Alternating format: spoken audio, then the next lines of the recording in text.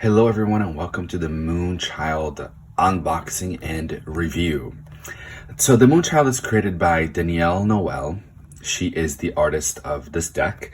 She's also the artist that partnered with Rebecca Campbell to make the Work Your Light Oracle cards and also the Starseed Oracle. And Danielle Noel also paired up with Sahara Rose to create a yogic path. So Danielle Noel is the artist of all these decks. Now, here's the thing.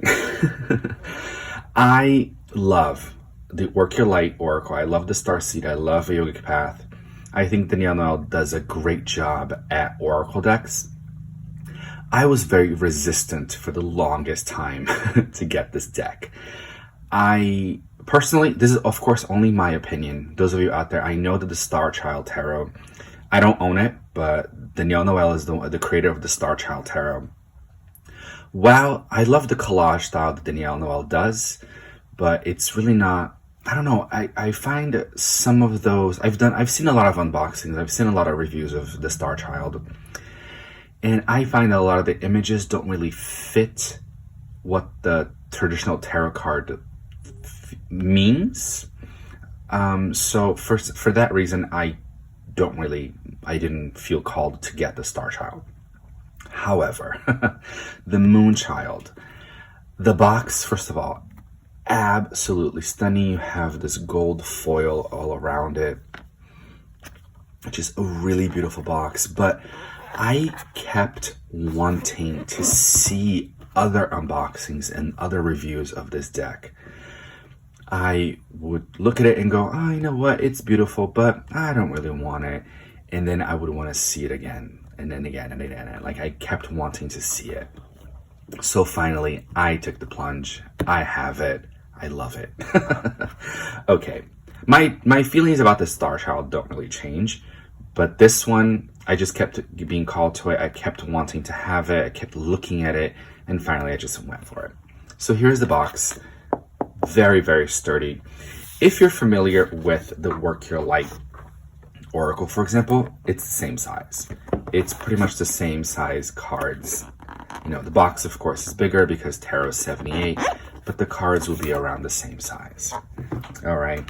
Or if you're familiar with any other Hay House decks out there. So it slides open like this. Then you have a beautiful picture here of the goddess Aset. I love that. I do love this because I can, honestly, wherever I am, if I'm doing a reading, I can kind of put it up this way, and I'm creating my own little altar. I personally love when decks do this, when there's an image of a deity or a very spiritual symbol, or for example, in this one, you have a moon, and it says, "You are the dance of light and shadow." And, you know, sometimes I'm not in my reading space. I'm out with a friend or something and they want a reading. I can kind of put these up and kind of create my own little altar. You know, you can put them however you like, but I can do that if I want to. So also, as you guys can see, this in here is the same cover as the guidebook, although they're facing the other way, but that's okay. I don't mind that. Yeah, so the Moonchild guidebook. It's actually a pretty thick book, I'm not gonna lie. It's a pretty thick book. I do love her artwork. I can't deny that Danielle Noel is actually an incredibly talented artist.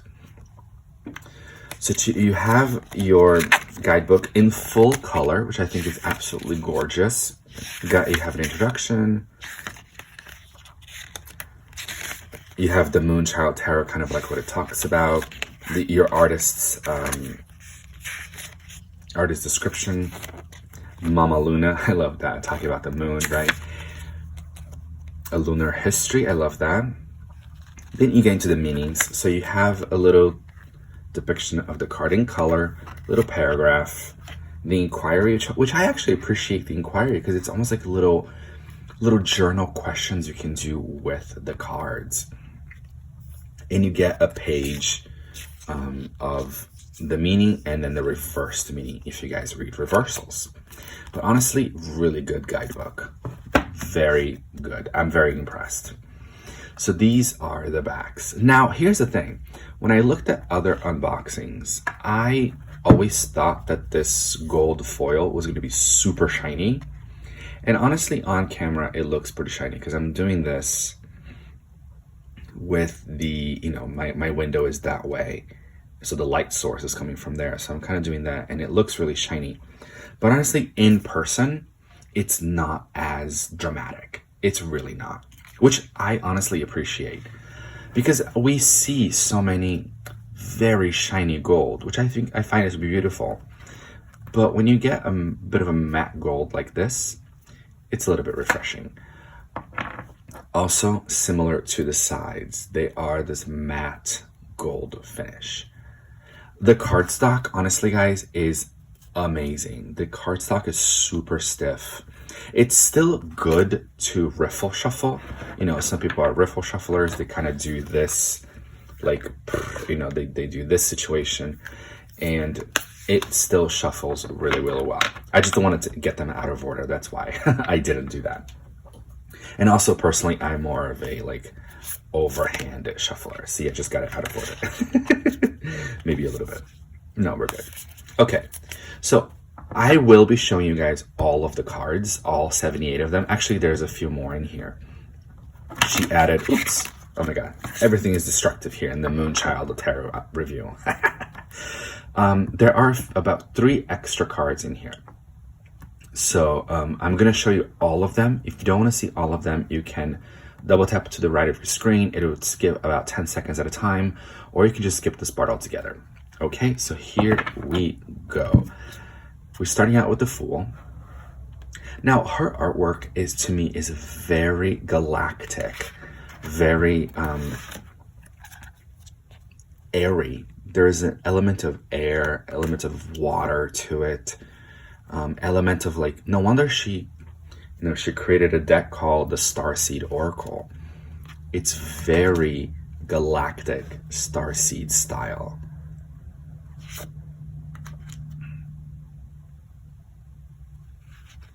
I believe also very connected, very feminine, which I'm okay with it. I don't mind it.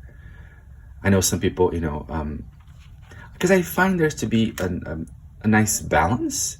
Yes, the imagery is more feminine,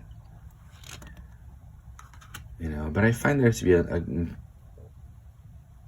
I have more masculine decks, so I don't mind when I get a feminine deck like this. Plus, what if I'm doing a deck, what if I'm doing a reading for someone that has more feminine energy, right? I mean, we have both within us, so.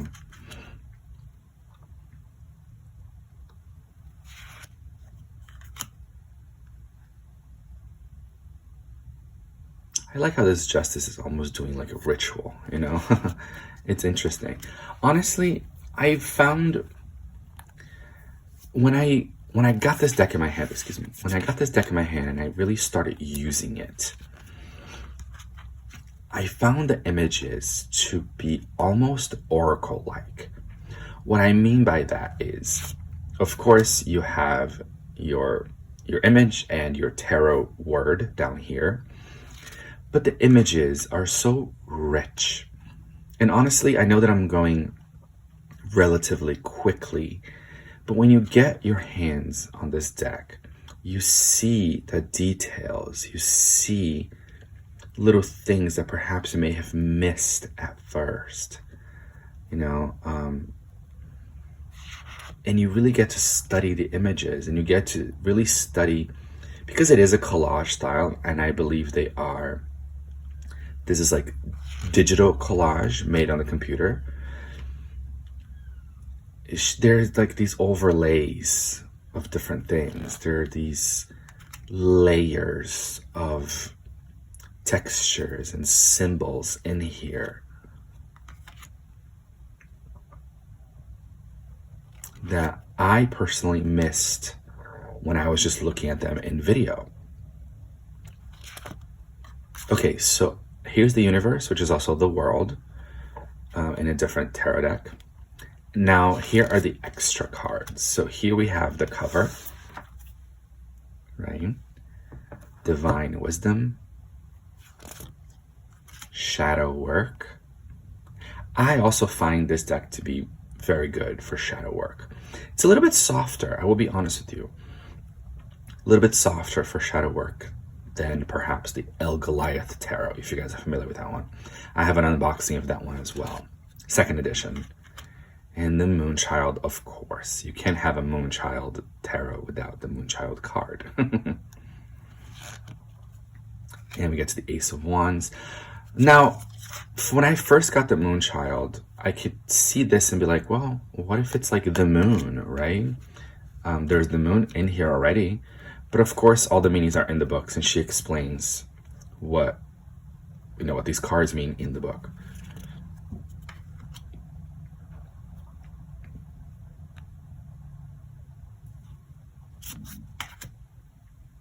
Three of Wands. Four of Wands. See what I mean by so galactic, and like it's almost like ritualistic in a way. We have these three beings that almost look like they're witches doing a ritual or finishing a ritual. And you have this big Saturn in the back. Just really, really interesting. Like, especially with the Six of Wands, so much symbolism and these little star dots coming down. Like, it's just, that's what I think that's what I mean by like oracle imagery.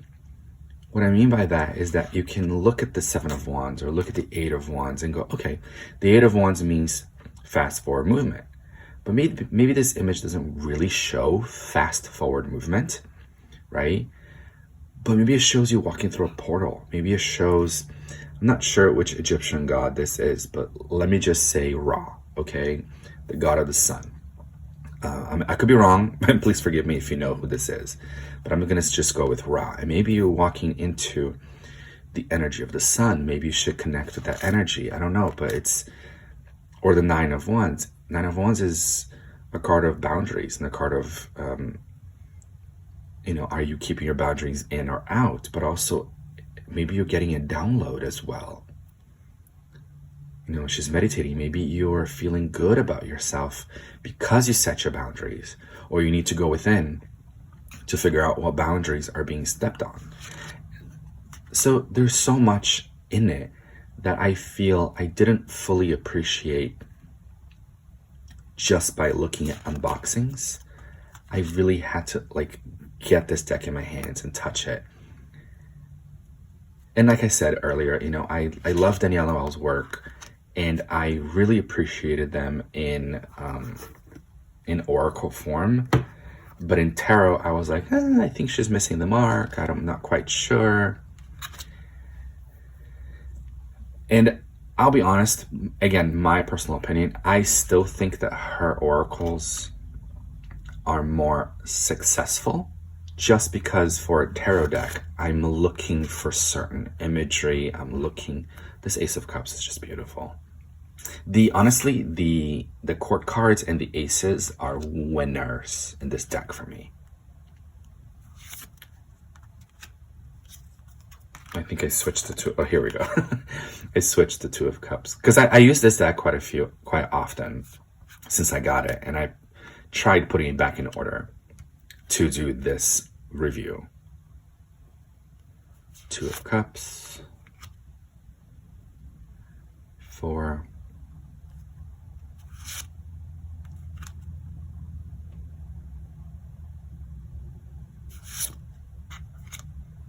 See, normally the Six of Cups there would be two children or two beings.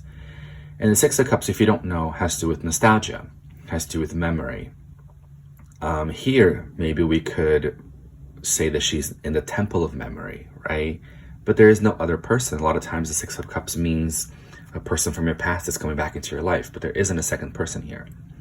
So that's kind of what I mean, but I find her tarot to just kind of, just by this little much, miss the mark. But then you get into the Seven of Cups, and it's gorgeous. It really does mean the Seven of Cups. It's 7 cups, and they're filled with all different things. Eight of Cups, it is a walking away. So we have a being here walking away. Nine of Cups, feeling good, feeling healthy and emotionally fulfilled. But also by the position of her hands, she could also be putting a stop and saying, like, do not come in here and bother me. Do not come and stir my good feeling. I don't know. It's just what I'm getting out of these cards. Of course, you can get your own interpretation of it. That's what I love. That's why I love tarot. Everyone can see their own interpretation and see themselves in it. I do love this when she does this, when there's like this portal and there's two realms. I really do love when Danielle Noel does that. Knight of Cups. So you see how it's very feminine heavy? Like the Knight of Cups is a woman, which I have other decks that have women as King of Cups or as the Knight of Cups. And that doesn't bother me. But I have, from other unboxings and showing other decks, I have seen some people comment saying, oh, well, this is like too feminine heavy or too masculine heavy. Even other decks can be too masculine heavy. But it really depends on your personal preference. It's just, artwork, and it's just what speaks to you and what you like. This Three of Swords is absolutely beautiful. And also, I think it depends on who you're reading for. If you're reading for someone that's more masculine heavy in the energy, I'm going to pull a more masculine deck. If someone's pretty balanced or someone's more feminine, right? Someone, maybe they just want a bit of a softer message. That's okay. We deserve to get that sometimes. And maybe I'll reach for a deck that perhaps not so heavy like this one.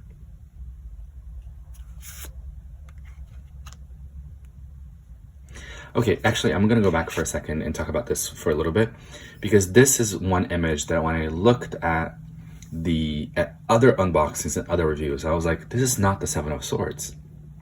Seven of Swords is a card of lies, deceit, theft even. She's not doing anything. But when I got this deck and I kept looking at everything with patience, touching the cards and all that, she's covering one eye, so there could be a sense of shame. She's holding on to all these swords, so there could be all these changes and shifts in it, and talking about shame in theft or shame in hiding. There could be a lot in there too. Got the Eight of Swords, Nine of Swords, 10 of Swords. I really do love how a lot of these are, I don't know, like black and white old style images paired with just really beautiful, gorgeous, colorful backgrounds. Again, I really appreciate Danielle Noel's work. Knight of Swords. Also, anything to do with like ancient Egypt, I'm a huge fan of. And Danielle Noel really does, I believe it's Danielle Noel or Danielle Noel. I'm not sure, to be honest with you guys, but I say Danielle Noel. But forgive me if I'm saying it wrong. But yeah, like I'm just a huge fan of ancient Egypt style. And I think a lot of us out there are, especially those of us in the spiritual community. And I know that, like, for example, this can be, portrayed as a cathedral style window. These kinds of religious factors personally don't bother me at all. I actually kind of like them. I appreciate them because they're so universal. Love it or hate it, they're so universal. They're so imbued in our lives, in our cultures. Of course, not all of us, of course, some more than others. But so that doesn't bother me as much, but I know it can bother some people. I've gotten comments on previous unboxings of people saying, oh, I don't like that one because it's got a lot of Christian iconography, like the cathedral or something. But again, everyone has their own personal style, and I think that's great, and I think that's why the tarot community and tarot artists are really trying to be inclusive, and everyone's got their different point of view, and they bring it to the tarot, and I just find it just enriches the whole experience.